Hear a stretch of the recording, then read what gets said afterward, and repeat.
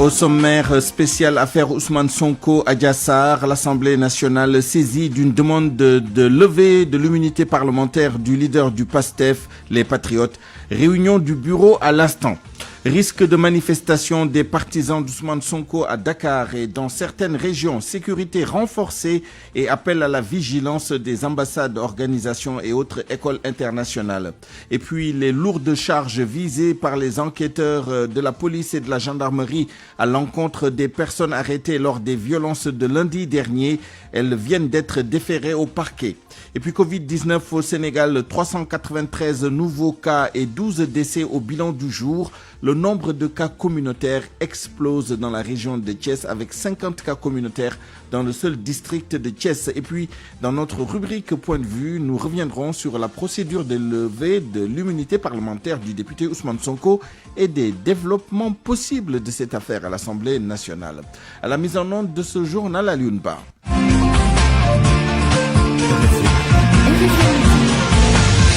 Souleymane Niang. Tout de suite, donc, nous nous rendons à l'Assemblée nationale où le bureau de l'institution parlementaire doit se réunir à l'instant à propos de la demande de levée de l'immunité parlementaire du député Ousmane Sonko. Nous y retrouvons Mohamed Ali Mouba sur place. Mohamed Ali Mouba, bonjour. Bonjour Souleymane, bonjour à tous. Alors, quelles sont les nouvelles à l'heure où nous parlons, à l'heure où cette réunion du bureau de l'Assemblée nationale devrait commencer? Des nouvelles sécuritaires tout d'abord, le moins que l'on puisse dire, ici à l'Assemblée nationale, il y a beaucoup de barricades aux quatre coins de l'hémicycle, toutes les routes barrées, à 100 mètres, difficile d'accéder. La police postée partout pour filtrer les entrées. Pas de médias, pas de piétons, pas de scooters, juste des véhicules particuliers autorisés à passer rapidement. Les transports publics, les ambulances, évidemment. Tolérés par l'ombre de manifestants, pour le moment, en tout cas, à part des gens qui passent calme plat, vent glacial au plateau. Alors, la grosse équation, Souleymane, c'est que le bureau de l'Assemblée nationale est-il en train de se réunir en ce moment? Je ne saurais contenter votre curiosité. Difficile de là où nous sommes de vous dire quoi que ce soit de fiable. Toujours est-il que le bureau est convoqué à 11h, réunion à midi. La procédure, on la connaît. Le président de l'Assemblée nationale informe le bureau de sa saisine par le parquet, commission ad hoc installée ensuite, elle auditionne Ousmane Sonko, la personne incriminée, un rapport ensuite est dressé, le rapporteur lit le rapport en plénière et les députés prennent une décision, lever l'immunité parlementaire ou ne pas lever cette immunité parlementaire de Ousmane Sonko. Les parlementaires ont le choix. Mais rappelons Souleymane Niang, juste aujourd'hui, nous en sommes à l'acte 1, l'information. Merci Mohamed Ali Mouba en direct de la place Soweto, siège de l'Assemblée nationale du Sénégal. Toujours sur cette affaire, les avocats d'Ousmane Sonko ont écrit au président de l'Assemblée nationale pour lui faire part de leurs exigences avant toute levée de l'immunité parlementaire de leurs clients. L'ancien président du groupe parlementaire Benno Bokk Yakaar réagit et juge inadmissible la lettre des conseils du leader de PASTEF, les Patriotes. Selon Moustapha Diakhaté, les avocats de Ousmane Sonko font fausse route et doivent respect à l'institution parlementaire. Moustapha Diakhaté était l'invité d'RFM Matin.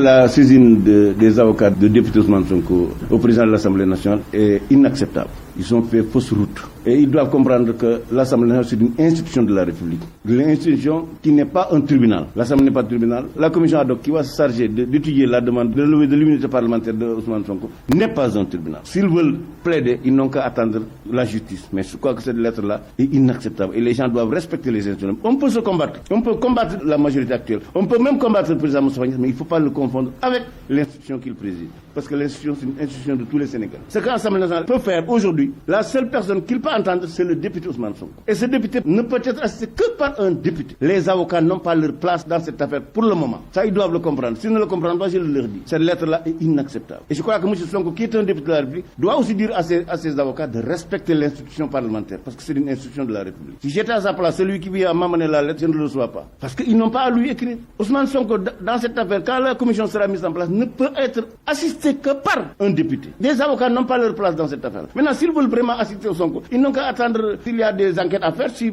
l'Assemblée accepte la levée de l'immunité parlementaire. À partir de ce moment, ils peuvent entrer en action. Mais pour le moment, ils doivent respecter l'institution de la République, qui est l'Assemblée nationale. Et d'ailleurs, les avocats, ils font partie du pouvoir judiciaire. Et ils ne peuvent pas ignorer que la séparation du pouvoir est une exigence de la Constitution du Sénégal. Et qu'ils n'ont pas des exigences à formuler auprès du président de l'Assemblée nationale, M. Moussa Niasse. Toujours sur cette affaire, un peu d'histoire. Les levées d'immunité parlementaire, le Sénégal en a connu du président Abdou Diouf au président Macky Sall, en passant par le président Abdoulaye Wade. Mais c'est l'actuel chef de l'État qui bat le record avec 6 levées d'immunité parlementaire en 9 ans. Coup d'œil dans le rétroviseur avec Binta Diallo. Joseph Ndong, tout jeune député libéral, alors secrétaire général de l'UJTL, a été le premier et le dernier à voir son immunité parlementaire levée. Le patron de l'Union des jeunesses travaillistes et libérales aurait été soupçonné dans l'affaire de l'assassinat de Maître Babacar Seye en 1993 par les socialistes. 7 ans après, survint l'alternance de 2000. Maître Abdoulaye Wade arrive au pouvoir, son magistère marqué également par des levées d'immunité parlementaire. D'abord, Moustapha Niasse. Le leader de l'AFP avait accusé le régime de Wade d'avoir fait un détournement d'objectifs de l'argent destiné à la Sonacos de Wakunguna dans le cadre de la campagne arachidière. La procédure de levée enclenchée, mais annulée à la dernière minute, après que Niasse s'est rétracté et déclaré que ses paroles ont été déformées par la presse. L'autre tentative de levée d'immunité parlementaire qui n'a pas prospéré non plus,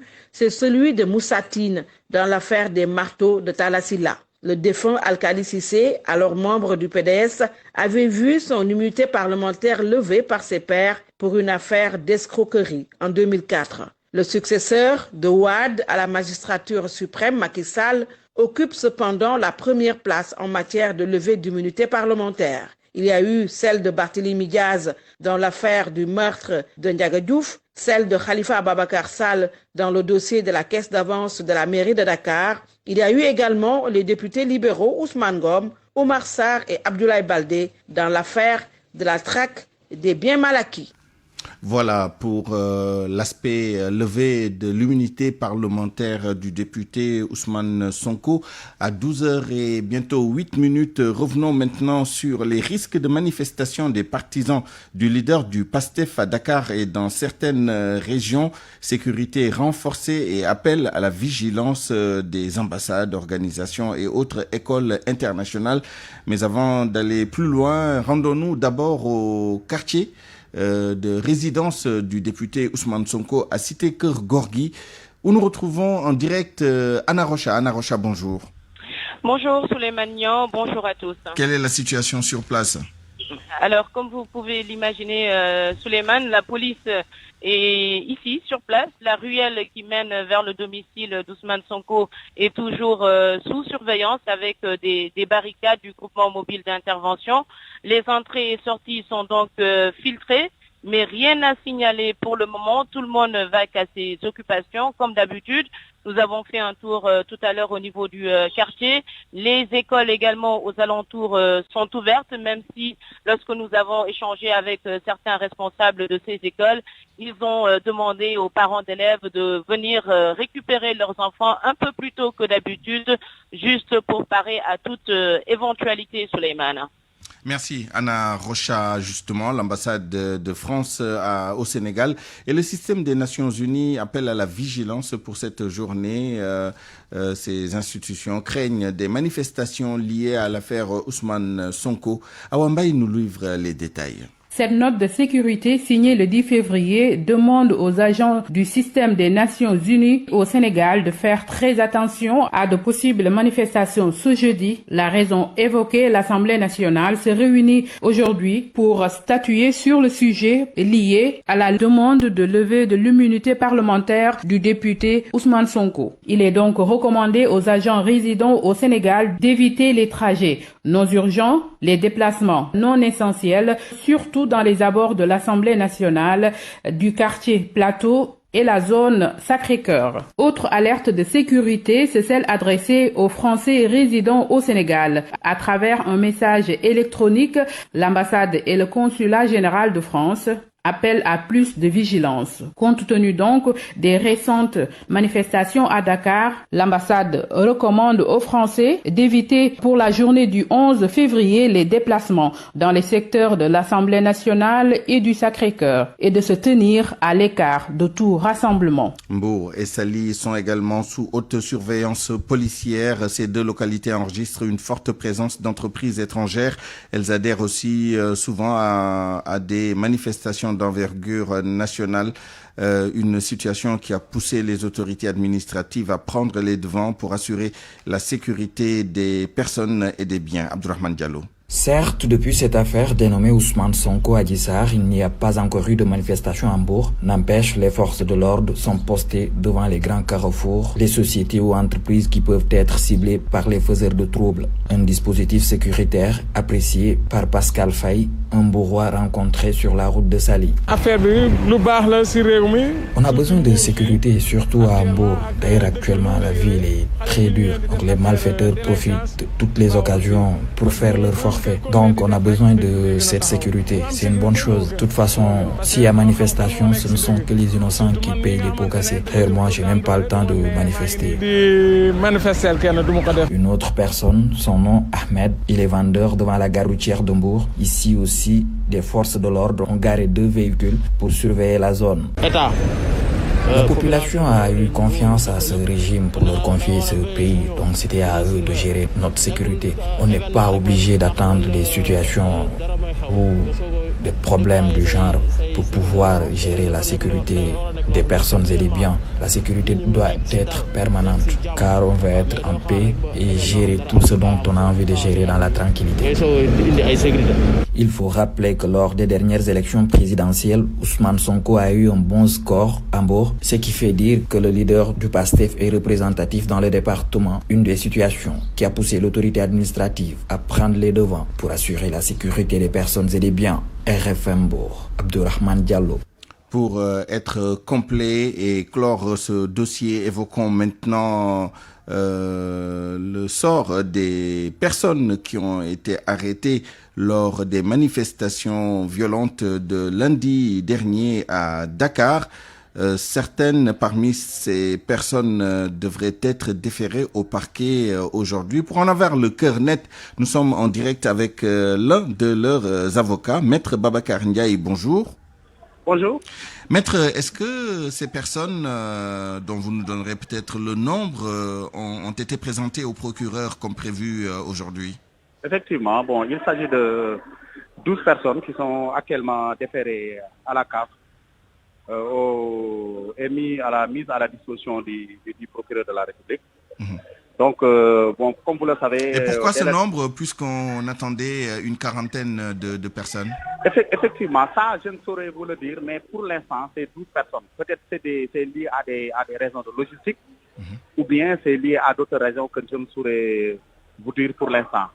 Mais pour le moment, il n'y a que 12 personnes qui sont déférées au niveau du parquet de Dakar. Est-ce qu'on vous a notifié les charges qui pèsent sur ces personnes? Effectivement, il s'agit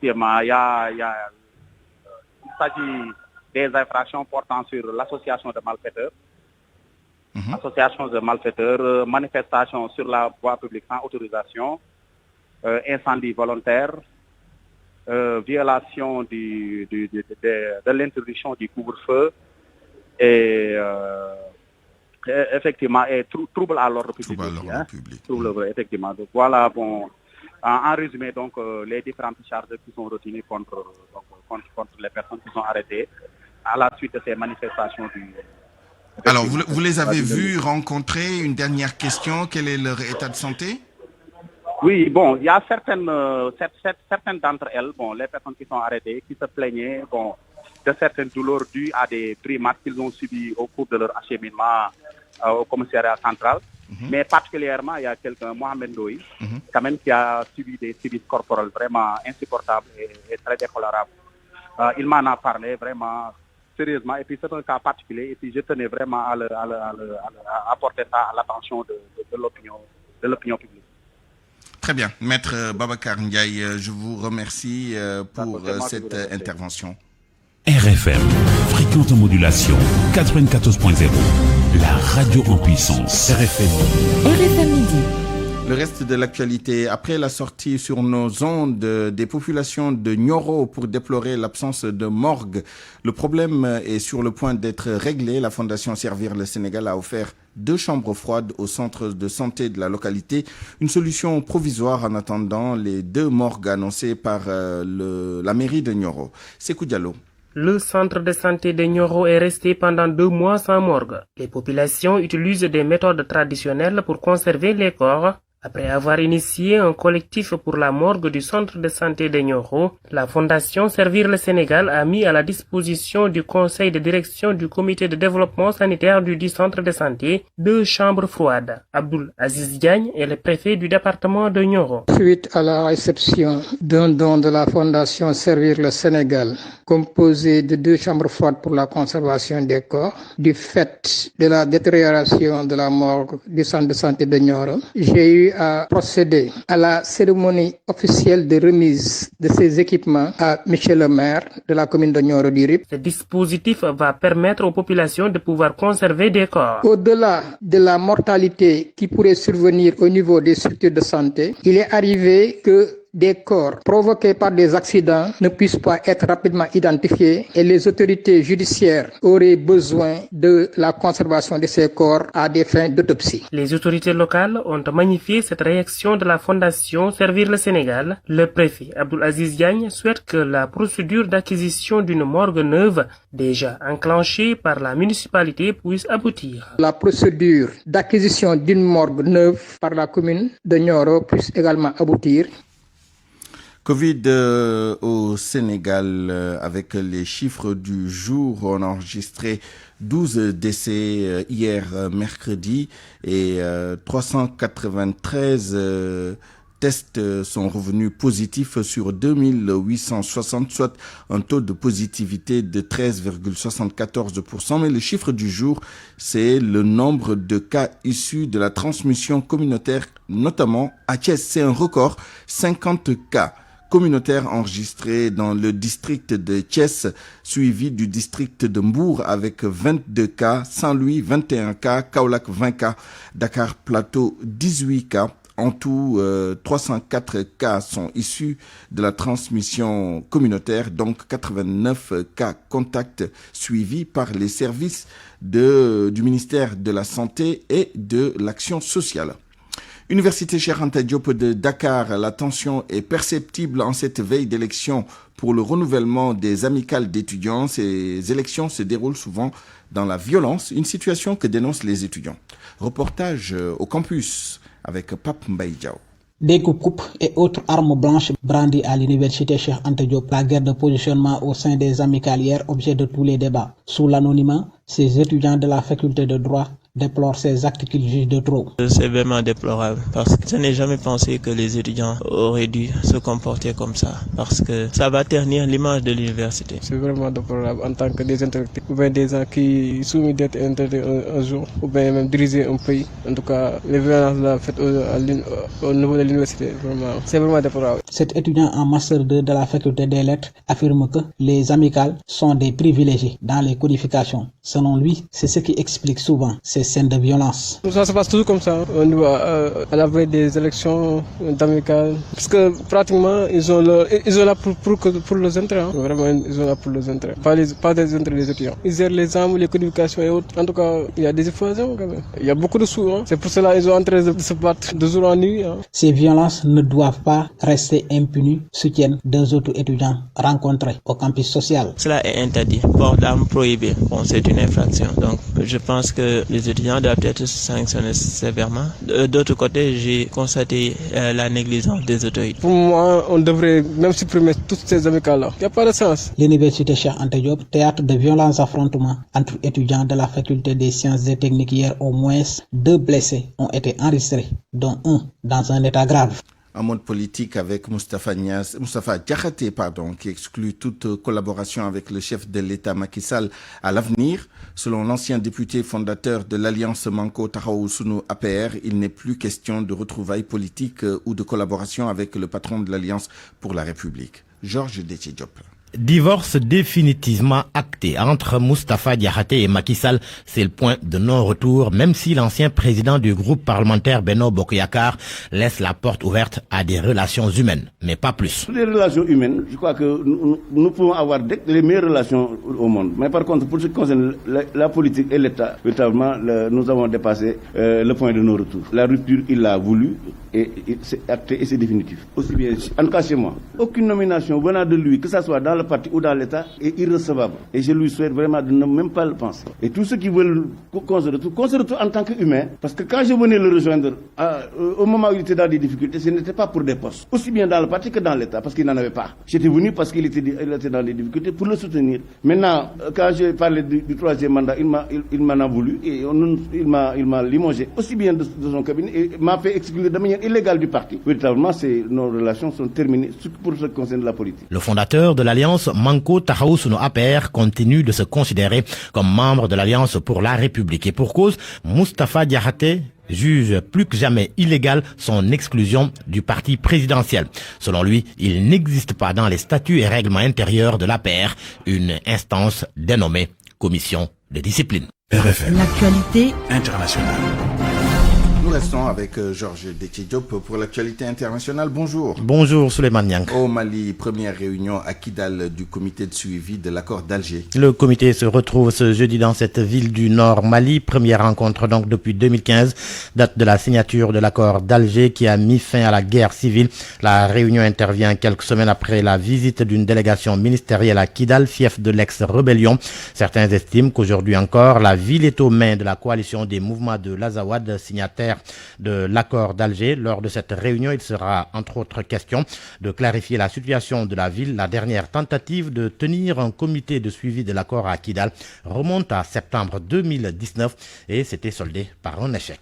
Présidentiel au Bénin, l'émissaire de l'ONU appelle au dialogue. Ibn Chambaz préconise donc de privilégier le dialogue. Le représentant spécial du secrétaire général de l'ONU en Afrique de l'Ouest et du Sahel, qui a bouclé sa mission au Bénin, a rencontré la société civile, la commission électorale, la cour constitutionnelle, l'opposition, la majorité, la communauté internationale et le chef de l'État. Et face aux divergences constatées entre la majorité et l'opposition, Ibn Chambaz a invité toutes les parties prenantes à privilégier les concertations. L'élection présidentielle béninoise est prévue le 11 avril prochain.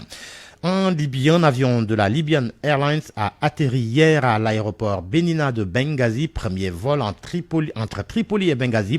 Depuis 5 ans, la délégation à bord de ce premier vol comprenait des membres du conseil d'administration de la compagnie et certains directeurs de départements et de bureaux. Les vols étaient suspendus en raison de la guerre civile. Le procès de destitution de Donald Trump, pour terminer, l'audience se poursuit au Sénat. Hier, les procureurs démocrates ont diffusé une vidéo au choc des violences au Capitole. Le document montre des policiers lynchés par la foule, des assaillants assoiffés de violence et des élus terrifiés. Les images montrent notamment le sénateur républicain Mitt Romney prendre la fuite ou encore le vice-président Mike Pence en train d'évacuer les lieux avec sa famille alors que certains manifestants appelaient à le prendre. Avec ce document, Souleymane, les procureurs démocrates ont cherché à démontrer la responsabilité de Donald Trump dans l'attaque du Capitole, une attaque qui a fait au moins 7 morts et plus de 140 blessés parmi les agents en charge de la sécurité publique. Affaire à suivre. Merci Georges Déthié Diop. Il est 12h23. Parole aux auditeurs. L'actualité, qu'en pensez-vous? Moi, je pense que vous devez. Réagissez dans nos éditions d'information sur l'actualité. Bonjour. Du lundi au vendredi, vous avez la parole sur RFM. Point de vue dans une dizaine de minutes. Nous reviendrons et nous passerons en revue la procédure de levée de l'immunité parlementaire d'un député, en particulier du député Ousmane Sonko. Nous parlerons également des développements possibles de cette affaire à l'Assemblée nationale. Et pour ce faire, nous serons avec M. Alioune Souaré, député spécialisé sur le droit parlementaire et en droit parlementaire et en droit des collectivités territoriales. Nous serons également avec M. Babacar Gaye, ancien ministre d'État, ancien président du groupe parlementaire à l'Assemblée nationale. RFM Sport.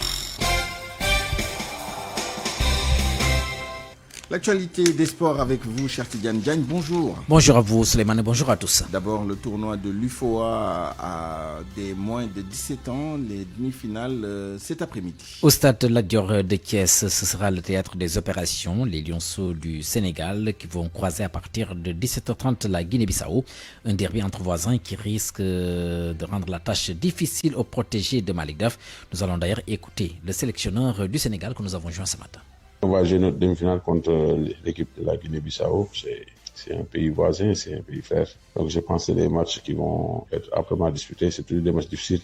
C'est la demi-finale. Donc quand il parle de demi-finale, c'est un match à élimination directe. Donc ça veut dire que tout peut changer. La concentration doit être de rigueur, on doit être sérieux, concentré, discipliné. Et on doit pouvoir jouer notre jeu. Je pense que les gosses sont conscients parce qu'on s'est fixé un objectif avant le tournoi. Ils sont dans cette logique de préparation. Maintenant, les matchs suivants ne se ressemblent jamais. Tous les deux matchs contre la Gambie, contre la Mauritanie, c'est passé. Maintenant, on va jouer la Guinée-Bissau. C'est un autre match dans un autre contexte. Et bon, je pense qu'on est conscient de ce que nous attend. En tout cas, nous avons bien travaillé. On va apporter les correctifs. Maintenant, attendons demain pour voir ce qui va se passer. Inch'Allah, c'est en tout cas, on va. Quelle que soit l'équipe qui est en face, nous jouerons toujours pour gagner, parce que c'est ça notre objectif. À 14h déjà, la première demi-finale va mettre aux prises le Mali à la Mauritanie. Les deux formations finalistes du tournoi de l'UFOA se qualifient directement pour la prochaine Coupe d'Afrique des Nations de la catégorie prévue au mois de mars prochain au Maroc, Suleiman. Des Sénégalais à l'honneur au mondial des clubs. Il s'agit de l'arbitre central Maguette Ndiaye et de El Hadj Malik Samba et de Djibril Kamara. Ils vont officier cet après-midi lors du match de 3e place ou alors match de classement du mondial des clubs entre le club égyptien d'Al Ahly et les Brésiliens de Palmeiras. Notez que ce match est prévu à partir de 18h, la finale 15h plus tôt. La finale est prévue à 18h et ce sont les Mexicains des Tigres qui vont se frotter aux Allemands du Bayern de Munich. Les matchs de coupe se poursuivent en Europe. En Angleterre d'abord, où on joue les 8e de finale, ce soir à 20h, Barnsley joue contre Chelsea d'Edouard-Mendy. 17h30, Wolverhampton accueille Southampton. En France, c'est la coupe, les 32e de finale de la coupe qui se poursuivent. À 17h45 cet après-midi, Sochaux, Saint-Etienne, 20h, Angers contre Rennes. Et puis nous terminons avec cette page nécrologique, le décès d'Abdouja Douglas, ancien joueur du Réveil de Saint-Louis et au Barak de Saint-Louis. Il est décédé la nuit dernière à Touba où il sera enterré. Les condoléances seront reçues à son domicile. C'est à Rufisque toutes nos condoléances à la famille éplorée. Merci, cher Tidiane Diagne. Midi 27 minutes. Nous retrouvons Georges Détié Diop qui a lu la presse de ce jeudi 11 février 2021 pour nous. Ça démarre aujourd'hui. L'Assemblée nationale pose ce jeudi le premier acte de la procédure de levée de l'immunité parlementaire du député Ousmane Sonko, le leader du parti PASTEF visé par une plainte pour viol répété et menace de mort. Selon Sud Quotidien, le bureau de l'Assemblée nationale convoqué à midi va statuer sur la demande. Suivra une réunion de la conférence des présidents. Et en cas de décision favorable à cette demande, la prochaine étape va consister à la formation d'une commission ad hoc qui va se charger d'entendre le député Sonko en vue de préparer un rapport destiné à la plénière de l'Assemblée nationale. En attendant, les avocats du leader de PASTEF ont adressé une requête au président de l'Assemblée nationale. Le journal Le Quotidien et Tribune livrent la teneur de la correspondance. Ils ont 4 exigences. Les conseils de Sonko ont suggéré à Moustapha Agnès de requérir des 2 autorités de saisine la production du seul rapport médical existant produit de moins de 24 heures après les faits supposés de viol, les déclarations des témoins et de l'accusatrice, la déposition d'un des témoins ayant nommément cité une personnalité, le réquisitoire introductif du parquet. Le parquet qui va entendre ce jeudi les manifestants pro-Sonko. Selon l'Observateur, ils sont au nombre de 42 et seront déférés aujourd'hui. Les Échos nous apprennent qu'ils sont poursuivis pour rassemblement non autorisé, trouble à l'ordre public et destruction de biens publics et privés. Certains, souligne mon confrère, avaient nié les faits, mais confrontés aux images, ils sont passés à table. Selon l'AS, il risque l'instruction, ce que semble confirmer l'Observateur qui fait état d'une marche vers l'instruction. D'après des sources du quotidien l'AS, le procureur de la République a préparé un réquisitoire qui liera de facto le juge d'instruction qui se fera le plaisir de les placer sous mandat de dépôt pour une kyrielle de délits et crimes. Quant à leur leader, l'Observateur indique que, sauf retournement des situations, Ousmane Sonko fera face au juge d'instruction si son immunité parlementaire est levée. Mais Que risque-t-il si la procédure criminelle est enclenchée? Des juristes donnent leurs avis dans l'Observateur du jour. Ce que risque Sonko, c'est ce qu'on peut lire également à la première page de Source A. Selon le journal, si en matière délictuelle, le juge instructeur dispose de 6 mois pour mener son enquête, en matière criminelle, la durée de l'investigation est illimitée. Résultat, le prévenu peut rester des années en prison sans être jugé. Le journal Source A ajoute une autre nouveauté. Le magistrat instructeur peut recourir à des tests ADN, ce qui n'était pas le cas quand le viol n'était qu'un délit. Mais le mandat de dépôt n'est pas obligatoire, car de l'avis de Source A, tout dépend des 3 choses essentielles appréciées par le juge d'instruction. Retour dans l'Observateur. Le journal souligne par ailleurs que le salon de massage pourrait affaiblir la ligne de défense de Sonko. Et pour cause, le salon Suite Beauté, qui aurait servi de lieu du crime de viol présumé sur la jeune fille Adji Sarr, n'aurait aucune légalité à pratiquer des soins de massage. À ce salon de massage, un homme est venu récupérer Adji Sarr le soir des faits présumés. Libération l'appelle le transporteur. Son nom, Sidi Ahmed Mbaye. Selon Libération, il est le fils d'un responsable de Benno Bokk Yakaar et lors de son audition à la section de recherche de la gendarmerie, il s'est dit ami de longue date d'Adji Sarr qu'il a épaulé, selon ses propos, le jour des faits, en plus de la récupérer devant l'Institut de beauté. Si Libération parle de Sidi Ahmed Mbaye, c'est parce qu'une confusion a été entretenue sur les réseaux sociaux entre lui et Yakhya Mbaye, le directeur général du quotidien national Le Soleil.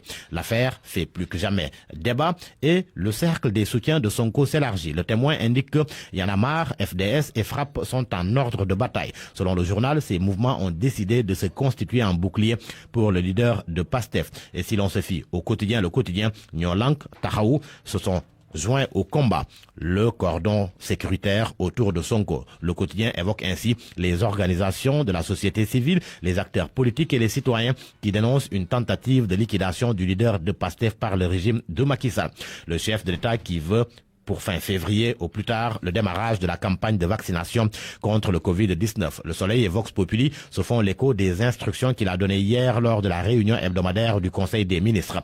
Les journaux rapportent que le chef de l'État a appelé à accélérer les procédures et la mobilisation des ressources humaines et financières nécessaires au lancement des campagnes de vaccination. Les sports pour terminer, l'attaquant des Lions, Boulaye Dia, parle d'un record. Le journal a repris une interview que le pensionnaire de Reims a accordée à France Football. Boulaye Dia raconte son parcours qu'il a mené d'un poste à l'usine en 2017 au podium du classement des buteurs de la Ligue 1 française en 2021.